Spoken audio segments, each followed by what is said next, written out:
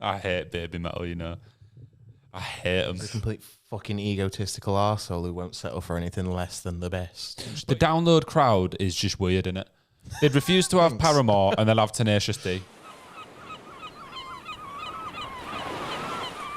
Hello, welcome back to the Man Overboard podcast. Today, we've got some festival lineup predictions for you. A lot of the UK festivals are going to be announcing their full lineup in the next week or so. I think Download is in a couple of days, so yeah, that's next week. We need to get this out before that, hopefully. Yeah, ideally. But I thought we'd jump in with a festival that we both love. We've both been to a bunch of times, and that is Reading and Leeds Festival. Yeah, so this is a giant one for us because we've got a lot of predictions that have been flying around all year long, but now that people are announcing the tours for next year, you know, there's artists that are going to be in the area. It gives us a much better idea of who we can expect to see there. Yeah, definitely. I've got the first ones that I have on the list. I think it's a pretty obvious headliner, and I don't think we need to delve into them too much, and that's Blink-182. Yeah. I mean, we both love them, but more so the fact it's pretty much guaranteed, isn't it? They announced the tour where in the tour they're doing Glasgow, Dublin and Belfast, and it starts the day after Reading. Yeah. So it's pretty obvious that they're going to be doing it.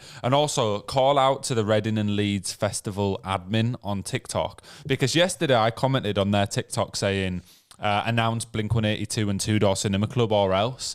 And they replied to the comment saying, say please or else, now, which, you know. To me, that's confirmation that Blink-182 are going to be there. That's all the confirmation that I need.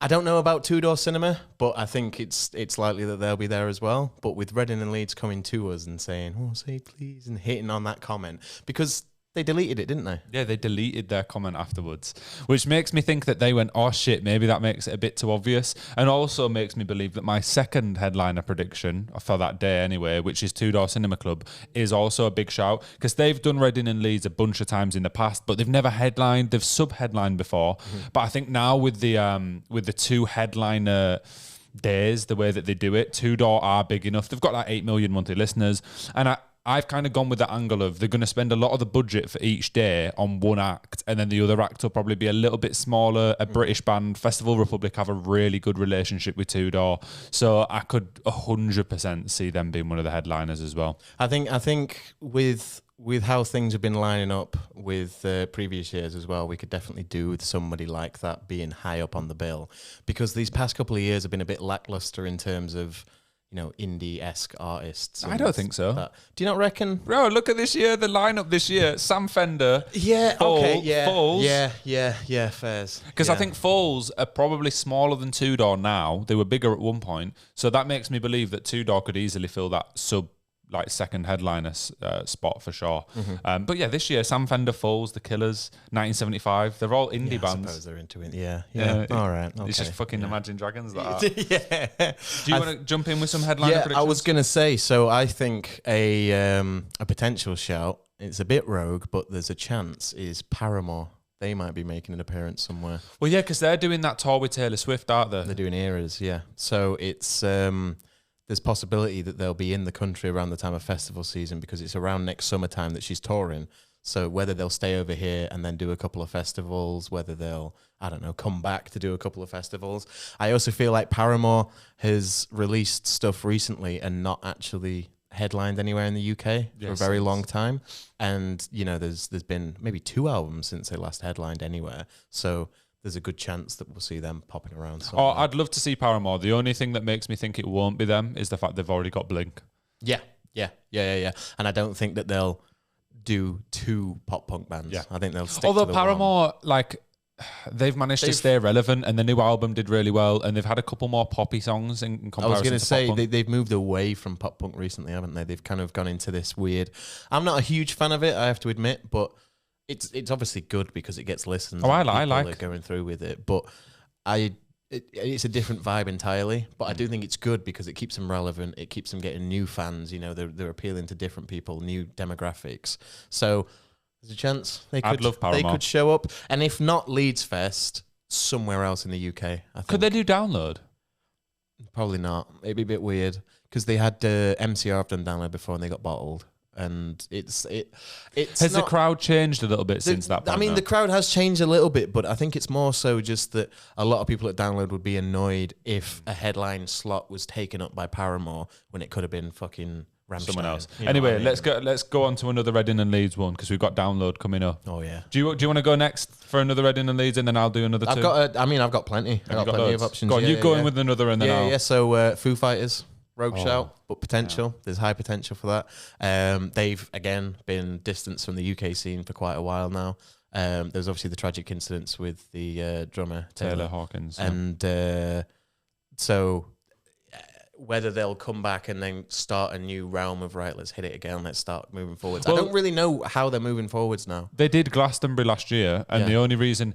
There was lots of rumours, actually, that they might be one of the Glasgow headliners this year, because they just did a random slot in the day last year. They did, didn't they? Yeah, because it was a surprise. Some different name, wasn't it, that they went under? But they have also announced a UK tour where they're doing lots of outdoor, like they're doing Manchester Cricket Ground for 2 nights, and I think a couple places in London and stuff. So that makes me think that they probably won't do festival run next year, maybe 2025. The year after. Because they've got their big outdoor shows. It tends to be that if an act is already doing a very well-established tour, that they don't then end up doing festivals as well. Mm-hmm. Mainly, I imagine, because the logistics of their stage show that they got set up, they either have a stage show that is for a tour, where they can set up all their own shit in an arena and it's just for them, or they have a stage show for festivals. I actually think it's because festivals will say, well, if you're doing a tour, we're not going to book you.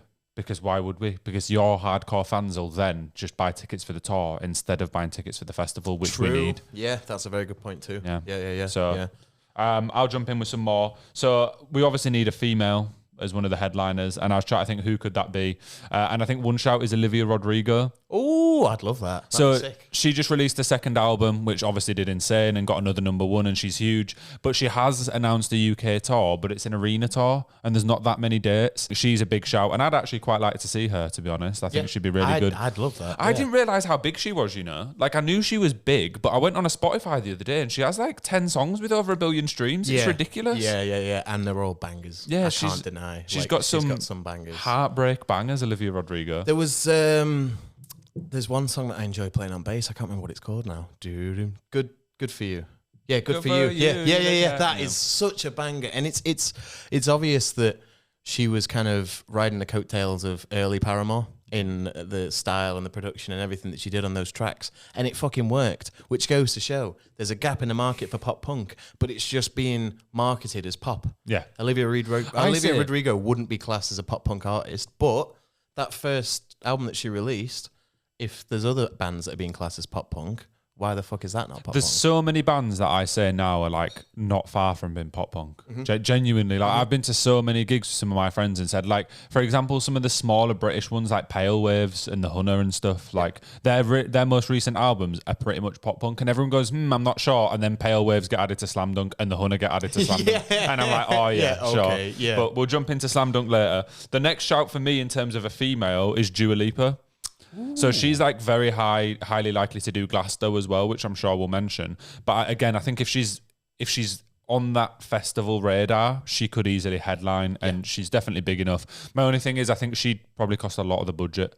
So would they? Okay. So in that side as well, for a lot of the budget, that side of things, I think Miley Cyrus is a shout as well. Oh yeah, I'd love Miley Cyrus. But to me, in the same realm as Dua Lipa, that they would be more suited for Glasgow, because I think they're bigger than Leeds Fest. I don't think that's maybe possible. Not Dua Lipa so much, but Miley Cyrus. I think because she never comes over here, if she were to do something over here. Nah, I think Miley Cyrus would be the right fit for Reading and Leeds. I think she's got quite a younger audience. She's quite out there in what she says and her opinions and like music videos and stuff in the past. And also the fact, like, Billie Eilish is bigger than Miley Cyrus, and she did Reading and Leeds. Yeah, very true. Billie Eilish is like the biggest female artist bar Taylor Swift in the world, in my opinion. You reckon? Yeah. Yeah? Oh. I'd say so. And she did Reading and Leeds, so that makes me think they can pull pretty much anyone, just not Taylor Swift. And I wouldn't think I don't think they'd do Taylor Swift. Fuck them Swifties. They need to chill out. Yeah. That new album, I've had multiple reports, because she did like a Taylor's version of one of the older ones where she's just doing her own thing. It sounded like AI, bro. You just sound like it'd been reworked. And I'm saying this is like I've listened to one or two songs off of it, but more so friends who are Taylor Swift fans have said to me it's not very good. The original was actually better. It's always when it's somebody that's an actual fan of the artist that then says it's not as good, which kind of solidifies the fact that they also are a fan of the artist. Because I argue that if you think that every song and album that an artist release is 10 out of 10 and you don't take any criticism on it and you won't back down on that, then you're not really a real fan, because a real fan would go, okay, that wasn't the best work. You've got to be able, great. Yeah, you've got to be able to critique work. Yeah, otherwise exactly. it's pointless. Like, well, I can say hand on heart that 9 wasn't a great album from Blink. Yeah.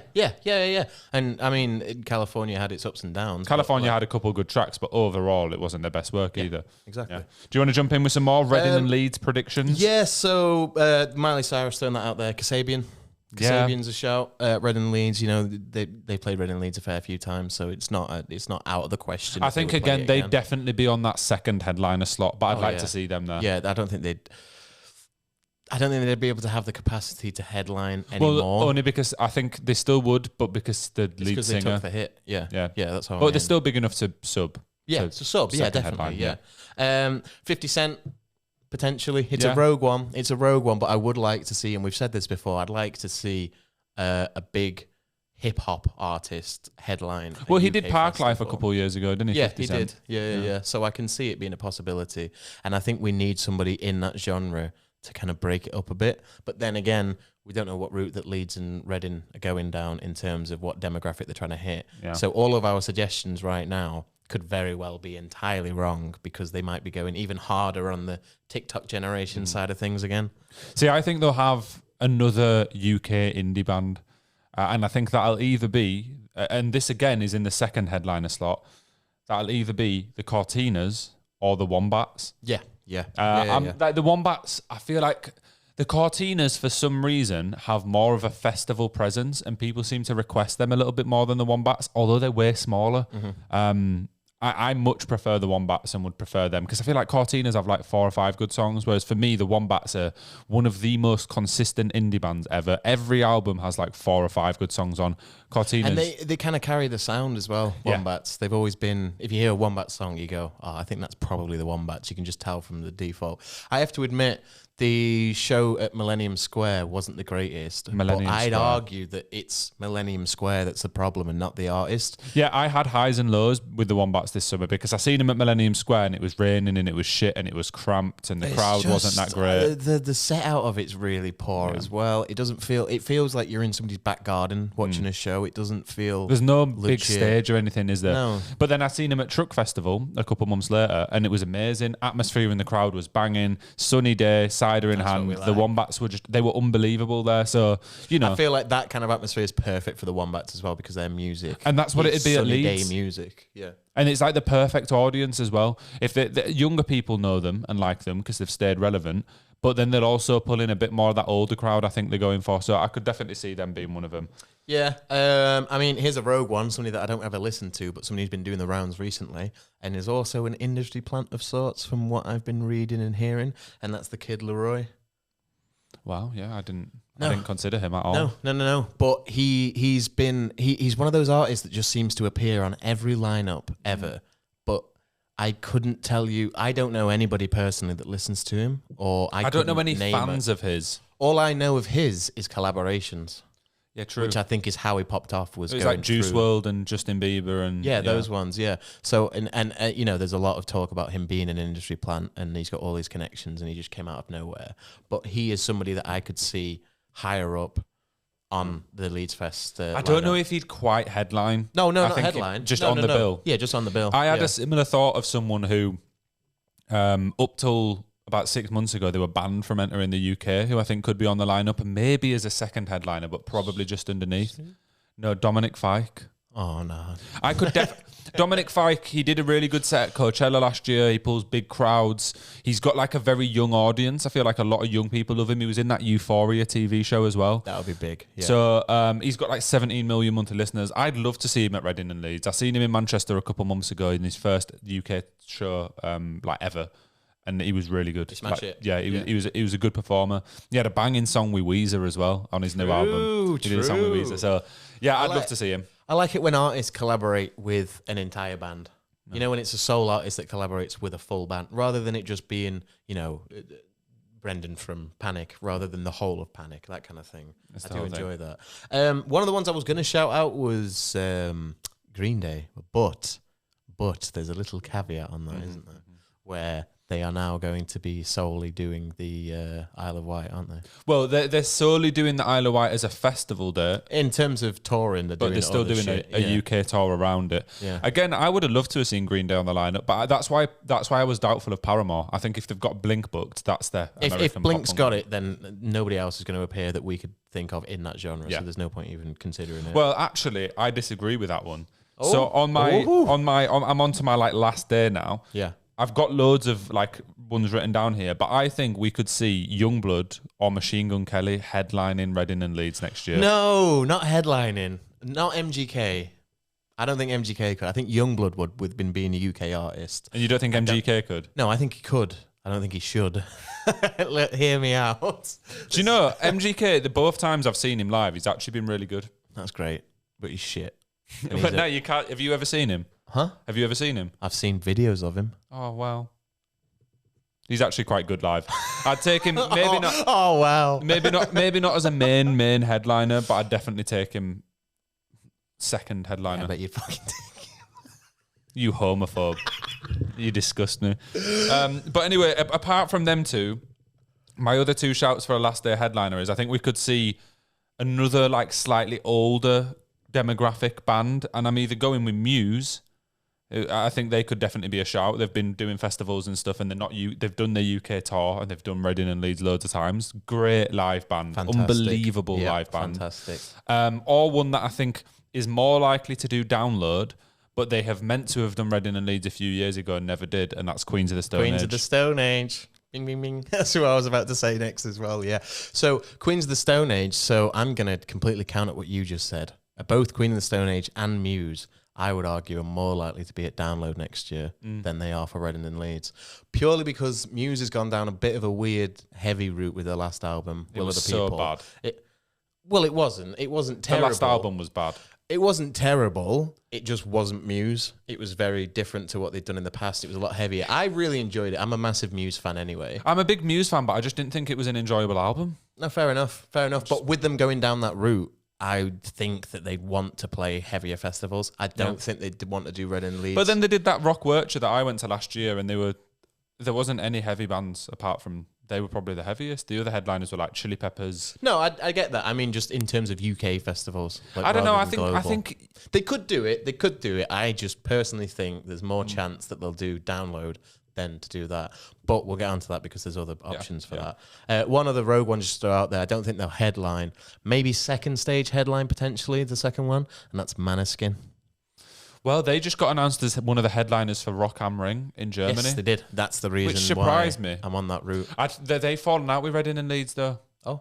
So they were meant to be on the lineup either last year or the year before. Remember something about this, yeah. And they dropped out 2 days before so they could perform at the VMAs instead. That was it. So that was it. I don't think that was it. They'll probably tell them to get fucked, to be honest. Probably. Yeah. There'll be some UK festival this year when Maneskin play out though. I don't really rate them that much, you know. Oh, I don't think they're very good. I don't get the hype. No, it was just that one song, that Begging, which was a cover anyway, and everyone just suddenly, it's like, it felt when Begging by Maneskin came out, it genuinely felt like people had forgotten that the original song was absolutely massive, and they've heard it again, and they've gone, oh, remember this song? This was really good, and it's got into the rotation. Everybody's got it in their ears again, but it's purely just because we already knew the song. It's just come back, and it was it's like if somebody did Crazy.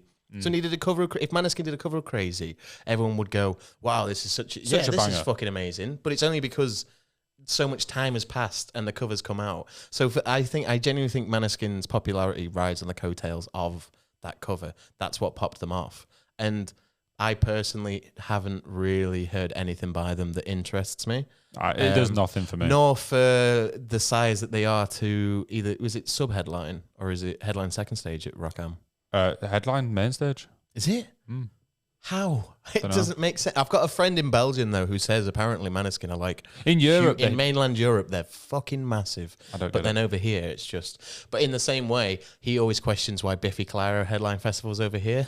And I'm like, because they're British. That's the only reason. I kind of agree with that. Yeah, no, yeah. Because he'll see the lineups here and he'll be saying, Biffy Clyro. He's like, why are Biffy Clyro so Well, high? I saw Rock am Ring, Royal Blood were like 15 down, but it wouldn't surprise me if they were one of the second headliners at Yeah, that definitely Reading and possible. Leeds. It's weird how different countries. I mean, obviously it's based on the demographic, but it's interesting to see, isn't it? I've got one last shout or shouts, and I think there's always a rapper, and I haven't mentioned any, and I'm going to go with 2 UK options. One that I predict every year that I don't know if it'll ever happen, and that's Skepta.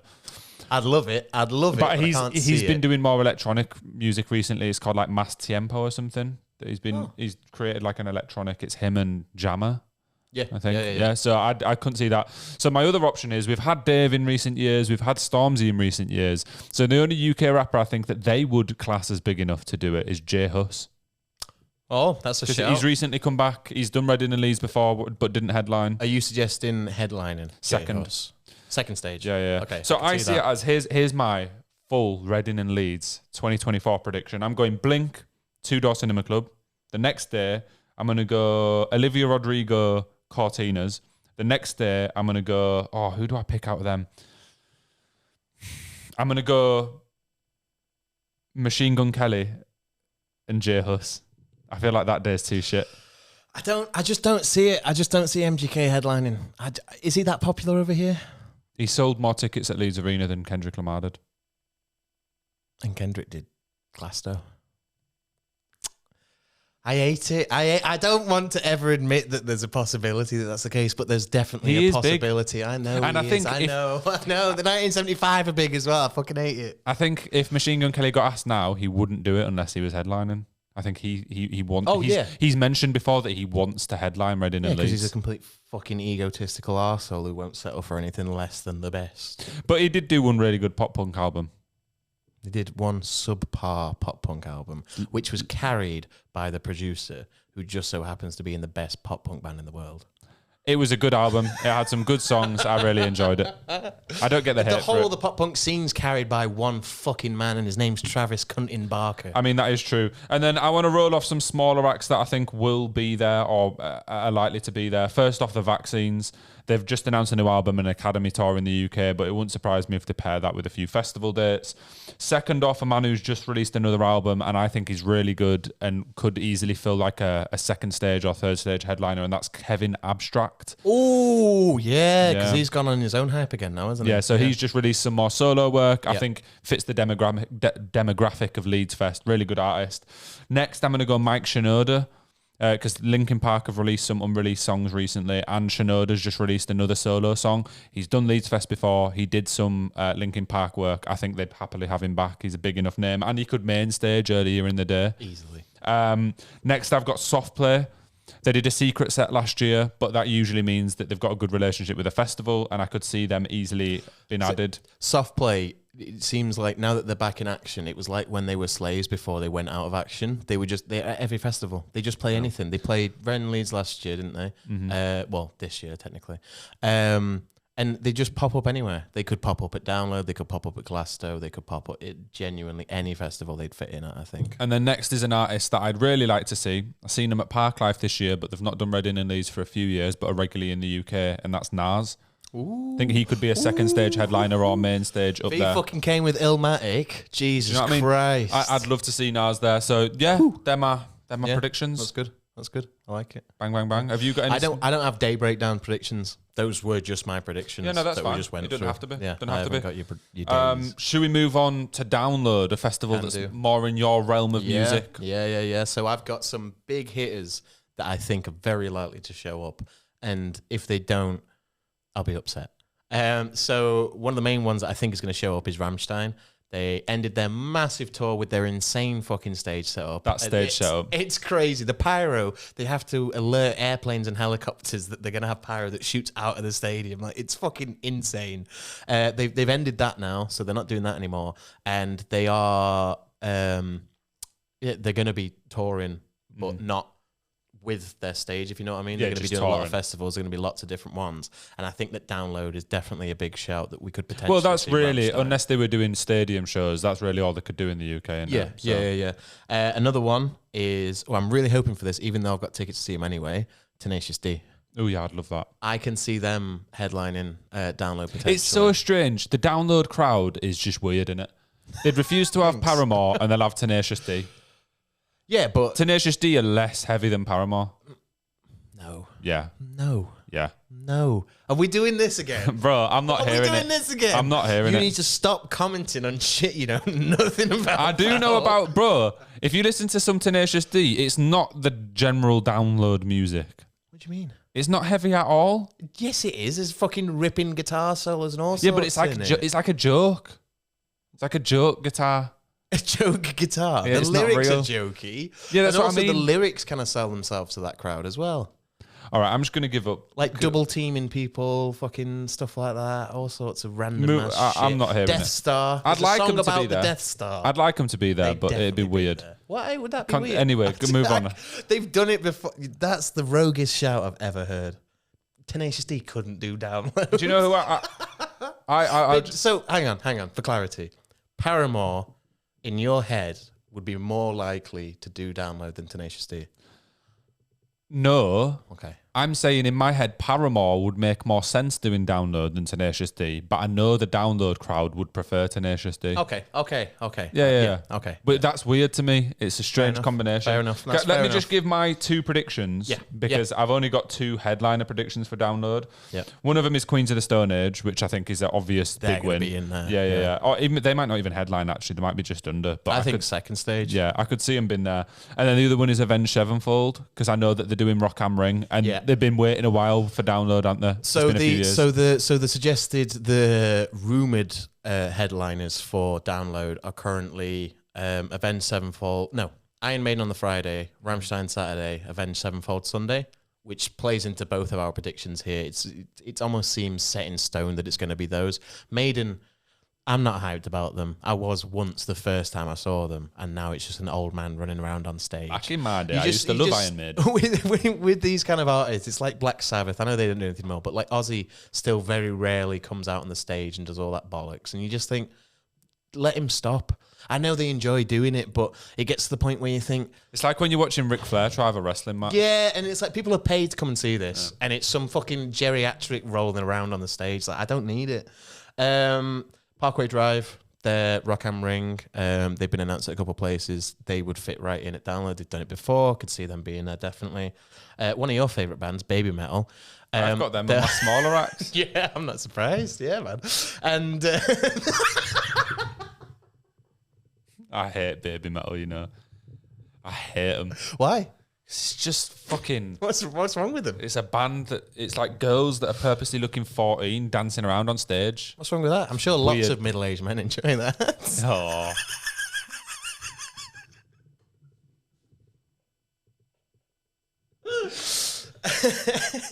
I just don't like Baby Metal. Yeah, fair enough. You enjoy that as well. What? Baby Metal? Yeah, I love Baby Metal. You're a They're fucking middle-aged sick. man as well. You're a fucking old-ass boy. Fucking Baby Metal. All those Japanese bands, man. Anyway, could definitely do it. They've done it before. They could do Headline? it again. Not headline. Oh, yeah, no, they'll be second, there. They've second stage headline now. They've headlined second stage. Do you know why I had on here? Because I've seen them on a few European festivals, but I feel like they won't do it because they try to do an arena tour next year, Enter Shikari. Oh, yeah. But they're doing a few arenas in the UK, which they're not really big enough to do. The thing is though, Shikari will fit into any lineup. Like I know, with Download, they're there but I almost think they'll every want year. all their fans to just get the arena tickets. I don't think they'll do Download as well. The thing is, so I don't know. This is how I feel it is with Shikari anyway. Is that you would pay to go and see them at a show, at their own show, and you'd enjoy it and it'd be sick. But they're the kind of band that is just at every festival, even if they're doing shows, they just perform because people are going to walk past and go, "Oh, I'll go see Shikari." I don't think they're the kind of band that cares about if they're touring and if they're festivaling. No. They just do shows all the time because they just enjoy doing shows, I think. It's all I can imagine. Do you know who's a nailed-on sub-headliner or second stage headliner? Corey Taylor solo. I seen he's doing O2 Academy, and I thought, yeah, and he's been announced for Rockham, yeah, as well. So he's doing the rounds. Very likely to be there. Slipknot won't be there, but I'd rather see. Stone Sour better than Slipknot anyway. I mean, I'd love to see Slipknot there. I'd love to see Stone Sour there. Why did you give me that look then?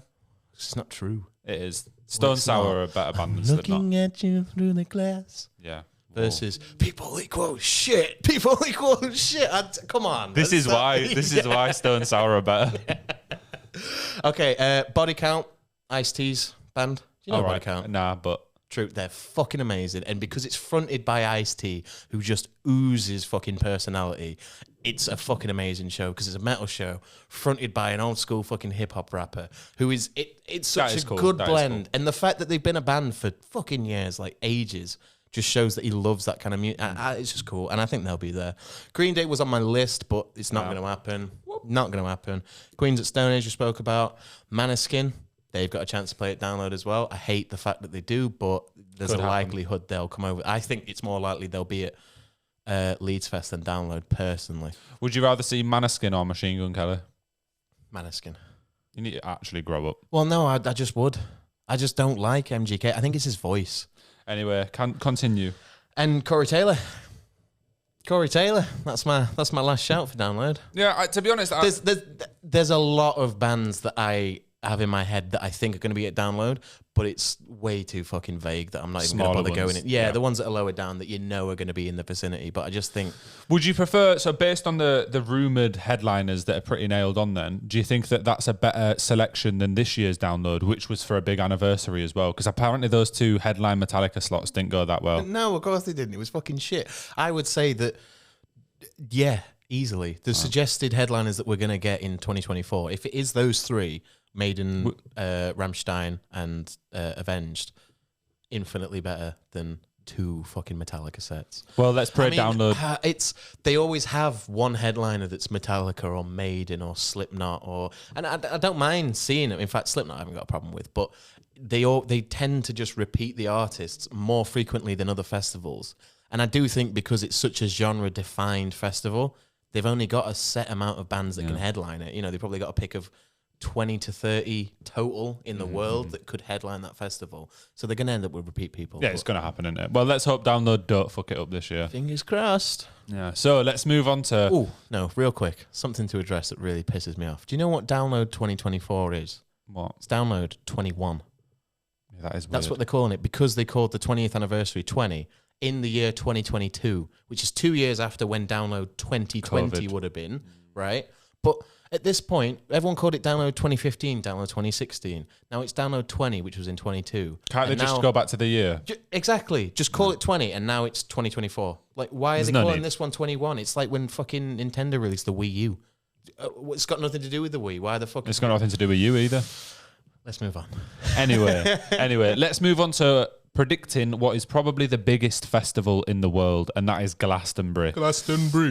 So I had a quick research online. I came up with some of my own ideas as well. But I've got a few that I think... The thing is with Glastonbury, it's kind of impossible to predict because they can just pull any headliner in the world, can't they? But I've got one who I think are pretty nailed on, and that is Coldplay. Ooh, I wouldn't mind seeing Coldplay. Well, Coldplay are doing a couple stadium dates in Ireland next year, and obviously they had a massively successful tour across Europe and in the UK, Etihad and a few other stadiums. But they've not announced any further UK dates, and they know they could sell them out. And if they're already playing in Ireland, you would probably just add a few more UK dates, which makes me think that it's their time to headline Glastonbury. They're definitely big enough. They're a really good live band as well. There's a lot of hate for Coldplay, and I actually quite like them. There is a lot of hate for Coldplay, and I think it's because after The Scientists, they did very much veer down another path, and they've not ever come back from that. They've gone down this kind of, I want to say sanitized route where the music feels safe, and like the songs that they're releasing feel like they've gone, this isn't going to ruffle any feathers, is it? Like, we're not going to piss anybody off with this. So I understand why there's hatred for Coldplay, but if you take them on merit from the first two albums alone, fantastic band. They stand the test of time. Those albums stand the test of time. And their live shows are fucking immense. They're really good live. The linked wristbands that they did. Somebody I know went to the show in Wembley that they did like 2 years ago, maybe, or something like that. And he sent me videos of it. It looked fucking phenomenal. It looked so good. Everyone had the wristbands on, so even in the crowd, you got the light show on the stage, but then you've got a light show in the crowd that you're looking like it. Genuinely really good band, and definitely possible to headline. I think that they'd be like number one, like they'd be the biggest, Yeah. because they're like the biggest band in the world at the minute. Well, just have been for Yeah. Which is so, because like you're saying, it's weird because everybody I know dislikes them to an extent. I think it's just one of those that people love to hate, but in reality, even the people that hate them probably like a couple songs. It's, to be fair, it's kind of like Weezer. Yeah. You know? If you've not listened to it, there's a Coldplay song called "Rush of Blood to the Head." Fucking belting. It's like a grand, massive song. I only discovered it a couple months ago because Harry sent me it. But apart, like, I'd always just heard their bigger songs. That's not one of their bigger ones, but it's belting. So check it if you haven't listened to it. Who's your first headliner prediction for Glastonbury? It's a difficult one, isn't it? Because it could be fucking anyone in the world. Like, I'd want to say it could be somebody like, you know, I always try and think of who's in the vicinity at that time to try and do it. But then they always end up getting rogue shouts and people that you just never expecting. So I say this for every fucking prediction ever, and I'm going to keep doing it until it comes true. The 1975. The night Eminem. Do you know Eminem's actually one of the odds on to be there? Yeah, because he's not done anything in a while. I mean, he has done bits. He's done some shows in Dubai. He's done basically anywhere that pays him a lot of money, he'll go and do it. But he doesn't. Glastonbury's really different, do isn't that. it? He comes out with like 50 when he was in Detroit. Ed Sheeran when he was in Detroit. He comes out for artists that are in his hometown. But he's a proper fucking hermit, so he doesn't like going out anyway.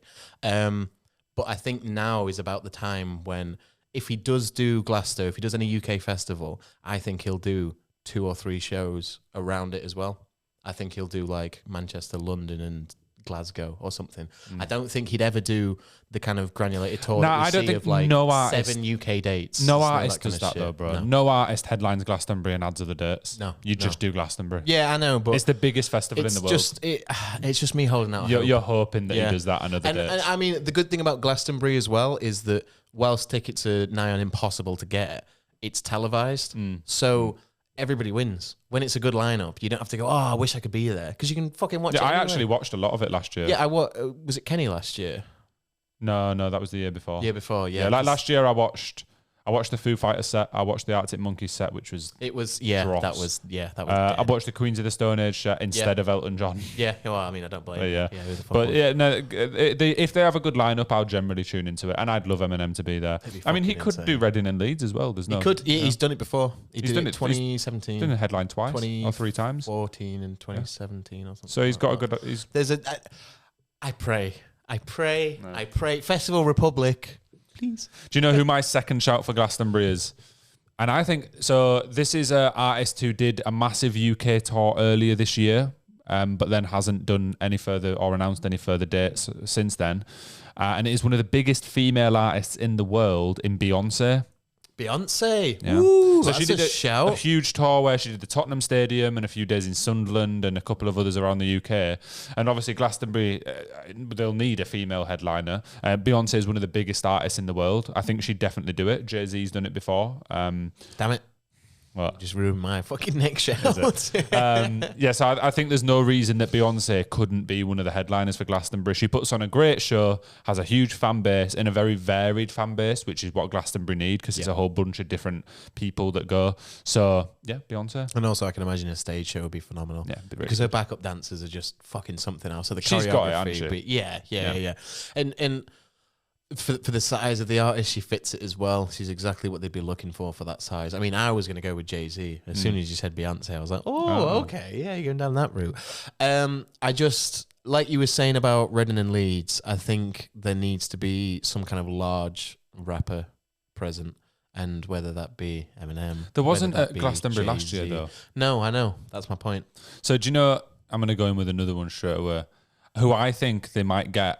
I don't think they'll get all 3 of the ones I've predicted, by the way. I think these are like big dogs. These are just potential. Yeah, these are just potential. Like, it won't be all 3 of these because they're all too big. But I agree that they like a rappery hip hop artist. And I'm thinking of like who's been on tour recently and is really big and The biggest artist on Spotify in the world for the last 8 months has never done Glastonbury before. It's The Weeknd. Yeah, that's a good shout. He's fucking That's a great huge. shout. Yeah, He's sold Bro's out the massive. he sold out the Etihad like 2 nights at Wembley. No. Whole massive UK tour. Bro so a year later, got the fucking Super Bowl halftime. Like, He'd yeah. be an unbelievable Glastonbury headliner. I think he'd probably say yes to it because he's still like on his hype.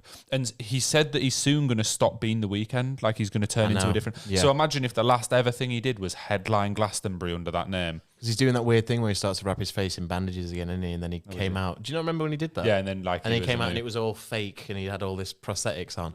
But the one thing that upsets me about The Weeknd, this is a bit of a tangent, is that he's recently started to wear a mask over his face, which is very reminiscent of a certain artist's mask who is very respected.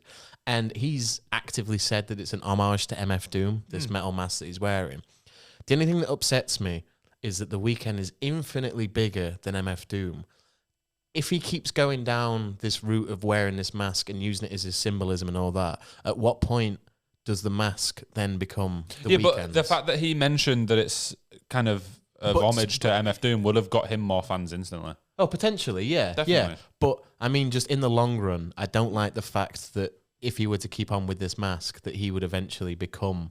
That mask would then become The Weeknd's The mask. Weeknd would become MF Doom. Yeah, essentially. I don't know. I just don't... Yeah. I get that it's an homage, but I think it's a bit too on the nose of an homage. And I would like it if he would stop doing it. I would like it if he would stop doing that Mr. Weeknd.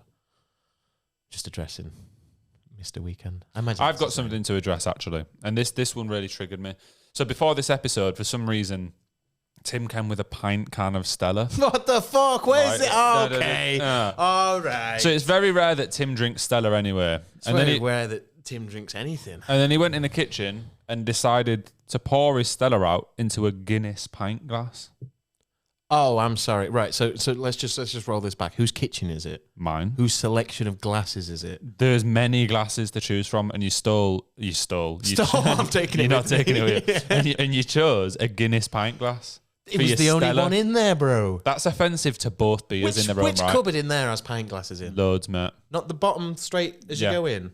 Nah. There's more than one in there. There's not in there. There's a bunch of fucking names I shall not name. Yeah, but I'm not using one of that. I'm not giving no free promo. Anyway, I just thought the people would want to know about that treachery. This is Guinness. It's Guinness. That's what my piss looks like after a few too many Guinnesses.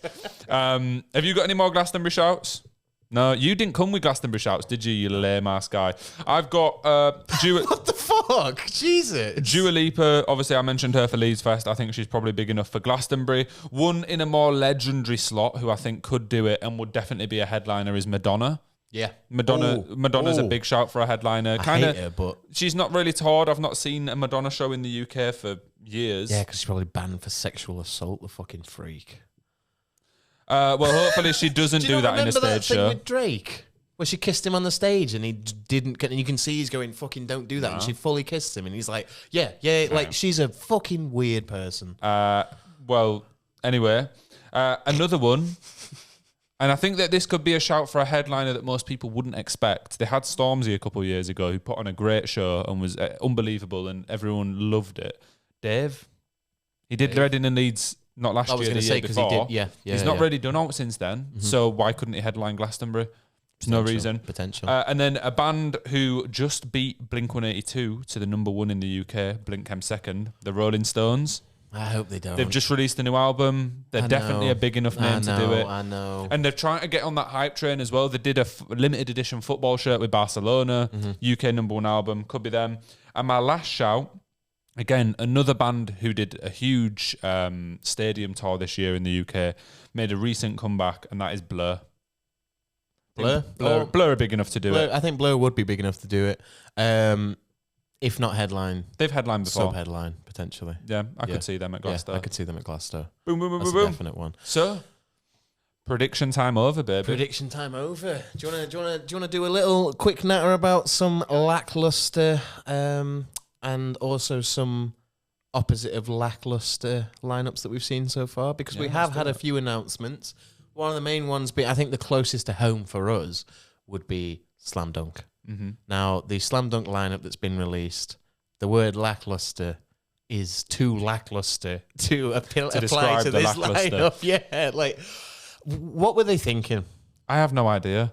Although, like, it's Have weird. they run out of money? Like, genuinely, what the fuck's gone on? I thought Slam Dunk could really try to wow people after the mess of a festival last year. So did I. If they're going to have the same management, if they're going to have the same layout, if they're going to be exactly as it was last year with less appealing bands, you've got a dead festival. You've got a festival that's on its way out. But the thing is, I'm weird with this Slam Dunk lineup because it's not really for me, but I do think there's some quite big names on there.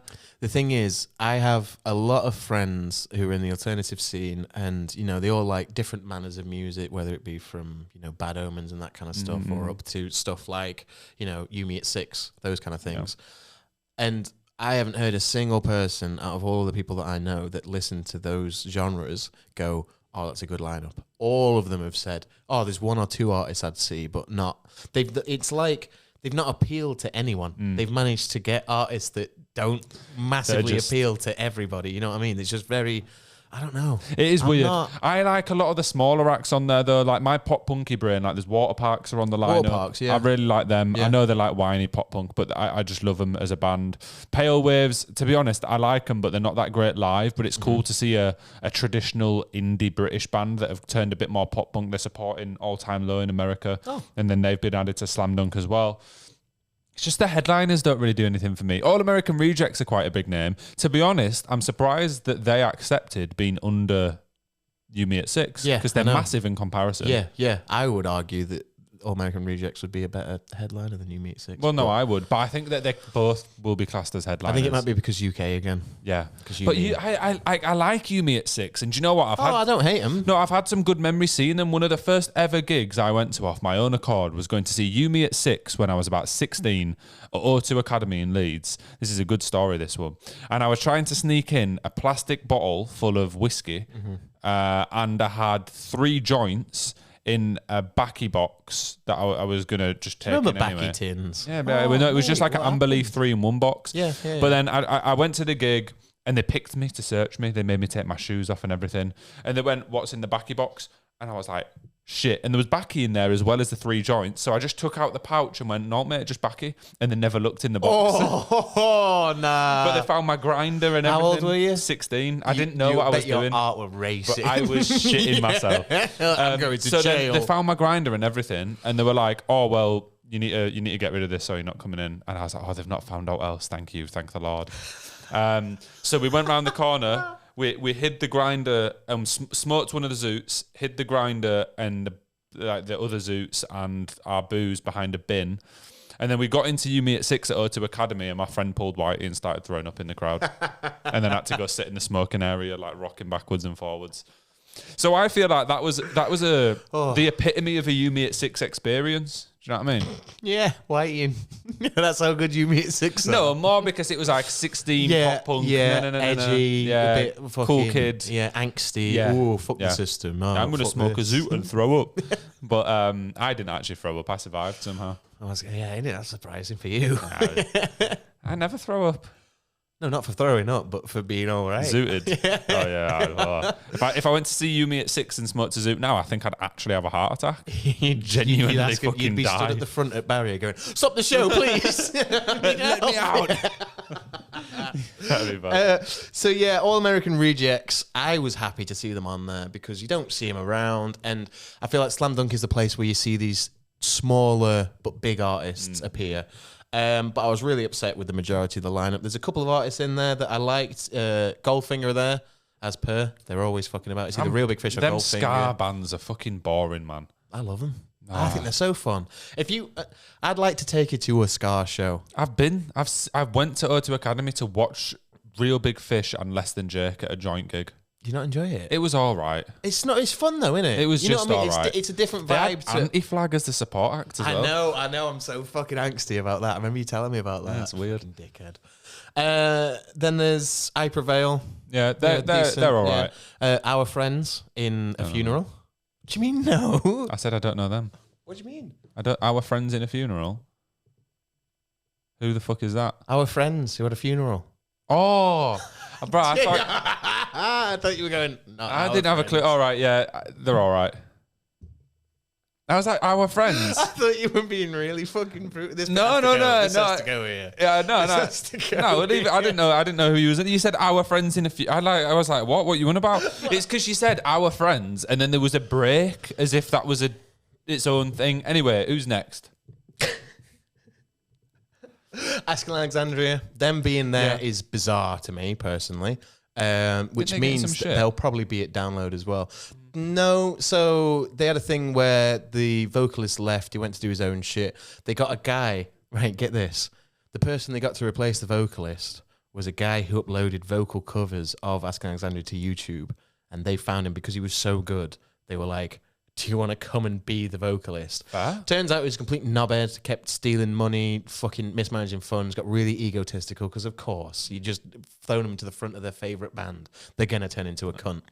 Then Danny Warsnop came back and they've kind of hit the ground, but it's not, I don't think they'll ever regain the momentum they had in the early 2010s, which was just for like every emo ever. Loved Asking Alexandria. I loved Asking Alexandria. Now, so to see them on the lineup, it's pretty cool. Means they're going to be at download as well. And then there's other ones in there. Bob Villain, he's going to be everywhere this year. If he's at Slam Dunk, he's going to be at download. He's going to be at Leeds Fest. He's going to be everywhere. But he's good, and I don't mind that. He's a good artist. The Skints. I love the Skints. I think they're very cool. They're all right. They're very like, it's different. So they're Australian? They're like reggae kind of music. They might be Australian. I'm not too sure. Oh, I'm thinking of someone else. It's like... they do like Back on Top or Get on Top or something like that. I can't remember the song. I'm terrible with song I'm names. thinking of someone completely different. True. Okay. I think of the Chats. Chats. The Chats. Yeah. I thought the Chats are good too. The Chats is a shout for all festivals. I want They them could there. be at any of but genuinely like Slaves, they could fit into any demographic really. Something that I was a bit not confused about but surprised about is how fucking tiny. I didn't even see him until I properly looked at it the other night. Mom Jeans. Yeah. And La Dispute are like Well, they're not that big, really. No, I know they're not, but for where so it's got the 4 breakdowns, and then they're in this tiny box here, and then little subtitles at the bottom, and I just think it's a bigger draw than they think it is. They're relatively big, but they didn't even sell out Key Club earlier in the year. No, but so. I mean more so like if it's one of those bands on a lineup, not a band that you'd want to see, but a band that makes a lineup more. Oh, Mum Jeans are there. Oh, La Dispute. Do you know what I'd really like?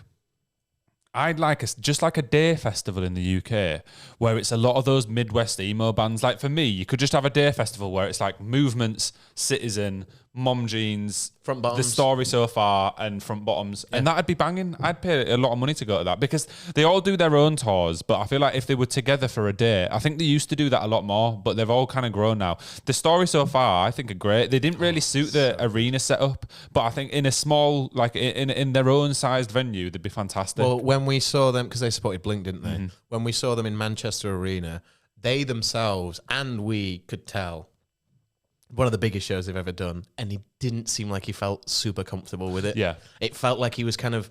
It was an amazing show, don't get me wrong. Yeah, absolutely he has a great fantastic. voice. They did a good job. It was a great show. It just felt like he was a tiny, tiny bit like, holy fuck, that's a lot of people. Yeah. And it is a lot of people. When you're supporting Blink, that's fucking massive. Especially Combat Blink, where Tom DeLonge's now back in it. That's a huge support huge slot. Fucking support slot. That. Well, and they'll be at Leeds Fest as well. Yeah. Because they're supporting Blink on the 3 UK dates. So if I see them in a tent at Leeds Fest, I have a feeling it'll be fucking belting. Yeah, it'll be fucking... They are massive tent energy. There's some artists that are better suited to tents. I wonder how an artist would take that. They've got massive tent energy. Well, I mean, bands like Enter Shikari and that, they're well aware that they've got tent energy and it just works better in that environment. And I think it tends to be bands with more of a core fan base that are really... It's like, there's artists that... Because in the main stage, that core just gets lost. Yeah, yeah. And the main stage artists kind of have to appeal to a much broader demographic. Yeah. And then your tents is right, get all the fucking freaks in that tent over there. We'll like Leeds Fest does, we'll banish all the weirdos to the tents. That's why you're always in tents. Yeah. Like when they put Joey Valance and then Kenny Hoopla and all that, they're just a mile away from everywhere else. And they're like, you freaks stay over there and we'll have the rest of the festival without you. Yeah. I tell you what I saw earlier today, which I thought was it was a massive surprise, but a song I'm really looking forward to. Fred again played an unreleased song that he'd made with T.Y. or Ty Dolla $ign and Kanye West. He played it at one of his shows, at a live show the other day. Sounded like an absolute belter. And I'm just happy, like, Fred again's one of my favourite artists, as is Kanye. A collaboration between those two. It's two goated producers. I mean, obviously Kanye's levels, but Fred again's huge at the minute, and it's surprising. I imagine that he had more involvement with Ty or Ty. I don't know if it is Ty or Ty. I say Ty Dolla $ign. Ty Dolla $ign. Yeah. But yeah, I that collaboration is unbelievable. Again, it's Kanye being the producer that he is, being the artist that he is, and he's always got his eyes open. He's always willing to collaborate with people that, you know, are a bit different and that. And I think he's seen Fred again. He's heard his style and he's gone, this guy knows what the fuck he's doing. Because Kanye, good artists respect good artists. So he's seen Fred again and he's gone, as a producer, Kanye's probably gone, this kid's fucking something else. And there was another interesting one that I saw recently, which was an interview with MF Doom, obviously before he died. I don't think I have to clear that up. An interview with Michael Jackson after he passed. And he was saying, somebody was asking him, is there any producers or any artists that you'd want to work with? And one of his was Kanye. Oh, of course. It was his only one. He was like, Kanye. It was like, it'd be Kanye. Yeah. I'd love to collaborate. It's weird. I said earlier, I think Kanye is uncancelable. Yeah. Like, everyone hates him secretly, but everyone's still hyped for that new album. Of course, like, everyone knows after some of the stuff he said in the last year is just completely unacceptable. Like, I can't get on board with any of that shit. But I hope the new album's banging. The other side of Kanye, though, is mental health. It's mental health, but it's also the fact that the media only reports on the shit stuff he does and never reports on him trying to make amends. Like when he went and apologized to the Jewish community, he tried to better himself. He sat with a bunch of rabbis. He did all this shit, but that was never fucking reported because, of course, it wasn't, because he's already said the shit. But then also with Kanye, the problem is he just saying it because he's saying it? Because that whole thing, people then, it's like, was that just to get out of his Nike deal? Yeah, true. Well, Adidas. Like, is it just Adidas? Sorry, yeah. Was it just a massive fucking? He said that at one point, didn't he? Yeah. He said in an interview, he went, look who got out of $1 billion deal, me. Gotcha. Yeah. I love that bit in the car park. And you know, if he comes back and he's producing his own clothing and Yeezys and stuff, they'll do well. They'll do better than fucking Adidas's shite that they're going to be pumping out now. Because if it's not got Ye's name on it, it's not got a fucking value to it. It's true. Well, let's see what happens. But I think we call it. You got all else to talk about? I'm good. No? Good. Shut up. Good night, everyone. Thanks for watching. So long. Bye.